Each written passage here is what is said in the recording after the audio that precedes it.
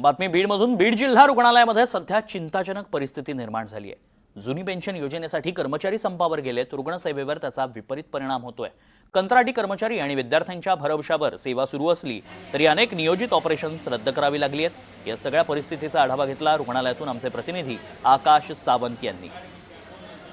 रुग्णसेवा हीच ईश्वर सेवा हे ब्रीद घेऊन काम करणारे कर्मचारी जे आहेत आपल्या हक्काच्या जुनी पेन्शन योजनेसाठी संपावर गेलेत। त्याबद्दल मी सध्या बीड जिल्हा रुग्णालयातील एका वार्डमध्ये उभा आहे। वार्डची परिस्थिती दाखवण्याचा मी तुम्हाला प्रयत्न करतोय।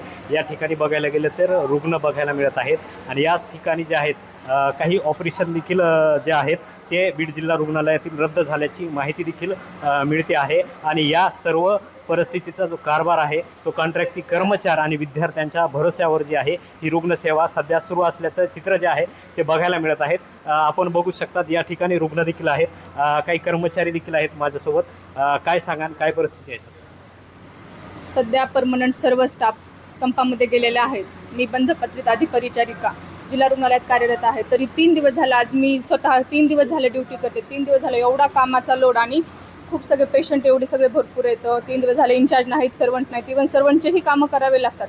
पेशंट एक्सरेला पाठवणं, सोनोग्राफीला, सिटी स्कॅनला सर्व कामाचा लोड एकटीवरच पडत आहे। त्यामुळे खूप त्रास। साधारण किती तास ड्युटी करावं लागते? 8 तास। हे चित्र जे आहे ते बीड जिल्हा रुग्णालयातलं आहे। काही रुग्णांचे नातेवाईक देखील आहेत। काय झाले?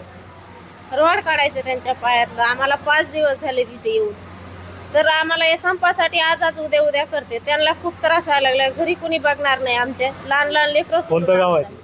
निपाणी जवळ का पाचेगाव। काय म्हणता डॉक्टर? डॉक्टर आज उद्या म्हणते। तिथं बसायला लावलं। आमच्या लेकराला बघायला कुणी नाही घरी आम्हाला इथं आधारच कशाचा नाही म्हणून इथं येऊन त्यांना ऍडमिट केलंय आम्ही। तर ते आज उद्याच करते। इंजेक्शन सुद्धा एक पण नाही त्यांना। आलतो त्या दिवशी एक इंजेक्शन दिलं। नक्कीच हे जे चित्र जे आहे ते बीड जिल्हा रुग्णालयातलं आहे। कधी एकदा या जुनी पेन्शन योजनेचा कर्मचाऱ्यांचा संप मिटेल आणि रुग्णसेवा जी आहे बीड जिल्ह्यातली सुरळीत होईल हे देखील पाहणं आता महत्त्वाचं ठरणार आहे। NDTV मराठीसाठी मी आकाश सावंत, बीड।